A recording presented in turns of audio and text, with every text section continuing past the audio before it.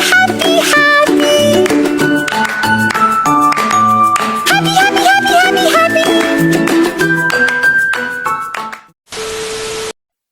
Hi guys! A day in the life as a grade 10 student. Na hindi alam kung anong gagawin pagkatapos mag-high school. So, ngayon ay, anong gagawin natin? Magtatanong tayo sa mga estudyante sa One Student Placida Padero National High School kung anong gagawin nila pagkatapos mag-high school. So, i-ask namin ang kanilang iba't ibang mga opinion. So, let's go. Hi guys, meron na kaming nakikitang dalawang estudyante na tatanungin namin.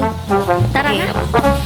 Hi guys, so may nakikita na tayong dalawang estudyante para tatanungin kung anong kanilang gagawin pagkatapos mag-high school. Tara na. Magandang umaga. So, sino yan?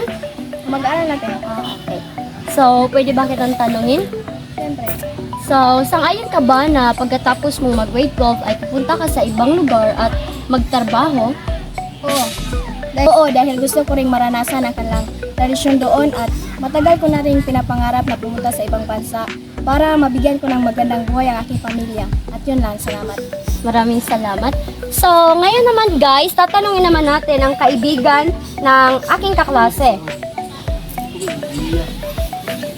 Magandang umaga, Alan. So, pwede ba kitang tanungin kagaya ng ginawa ko kay Maymay? So, pagkatapos mong mag-grade 12, papayag ka ba na pupunta ka sa ibang lugar at dun na magtrabaho? Para sa akin, di ako sa ngayon. Dahil di ako nasasanay na wala ang aking pamilya sa aking tabi. Kaya kailangan ko rin na kumayod dito kahit di masyadong taas ang sweldo. Pero kaya naman, pero pwede naman. Tustusan yung pangangailangan nyo. Oo. Okay, maraming salamat. So, hi guys. So, tapos na si Sheila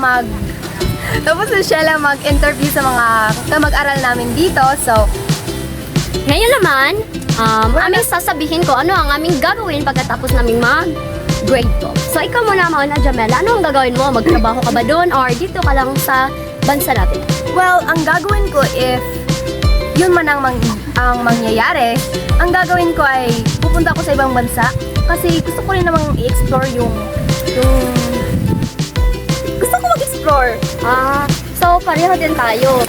Pagkatapos ko ng grade 12, yun din ang gagawin ko. Pupunta ako sa ibang lugar upang masaksihan kung gaano nga ba kaganda ang lugar na yun dahil pinapangarap ko yun. Alam mo ba kung anong lugar yun? Ano? Germany. Gusto ko doon dahil doon yung tita ko. Kaya gusto ko pumunta doon at balang araw kukunin ko yung mga pamilya ko, dadalhin ko din doon. Weh. Totoo nga ba yun, guys? Totoo ba kaya yun? So, goodbye guys and maraming salamat. Don't forget to like and subscribe and share and comment and goodbye. Goodbye!